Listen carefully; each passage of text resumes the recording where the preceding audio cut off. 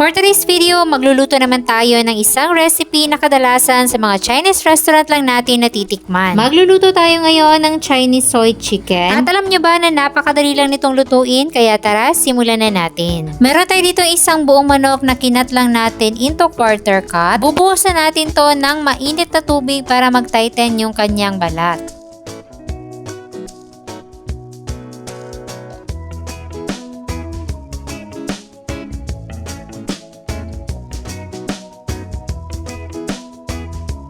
After nyan ay magpapainit na tayo ng mantika sa kawali at magigisa tayo ng luya at sibuyas. Isunod na rin natin dito yung cracked na bawang, isang buong bawang yung ginamit ko. Then maglalagay din tayo ng 2 star anise at spring onions. After natin yung mag-isa, igilid lang muna natin yung mga aromatics at isi-sear natin dito yung manok. Iba-brown lang natin ng konti yung outer part ng chicken.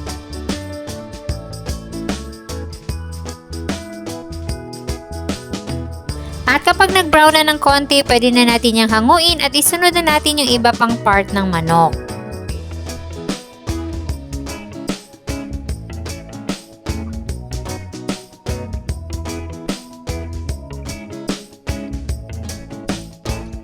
And then, pwede na natin ilagay dyan yung ating 5 tablespoon ng toyo.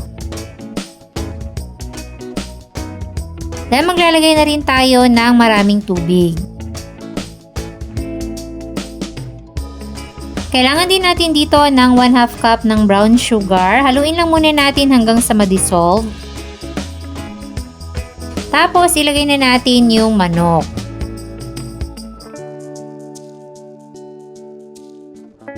I-baste lang muna natin yung sabaw sa ibabaw ng chicken. Tapos takpan natin at i-simmer natin yan ng 10 minutes per side. After 10 minutes, i-flip naman natin sa kabilang side.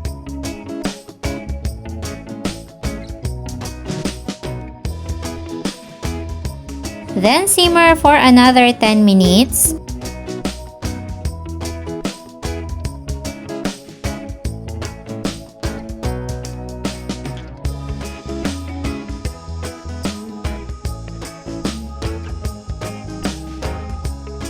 At this point, i-baste na lang natin yung sauce sa manok para maging vibrant yung kanyang kulay.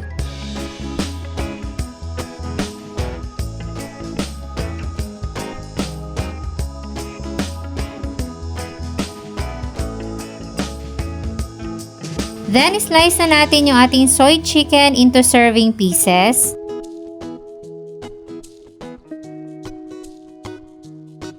Then, ang-blanch lang ako dito ng pechay for garnish. Tapos, maglalagay tayo ng sauce bago natin ilagay dito yung manok.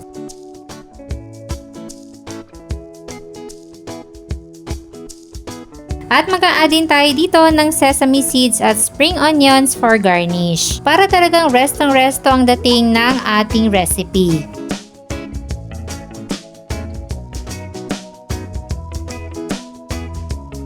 At ayan, tikman na natin ang ating napakasarap na Chinese soy chicken. Nako, talaga namang napakasarap at kahit first time ko itong lutuin, sigurado akong babalik-balikan ko ang pagluluto nito. Makakatipid ka na dahil napakamahal ng serving nito sa mga restaurant. At kung gusto nyo ring magluto nito, meron tayong kompletong listahan ng mga sangkap dyan sa baba. At sana nagustuhan nyo ang ating recipe for today. Enjoy!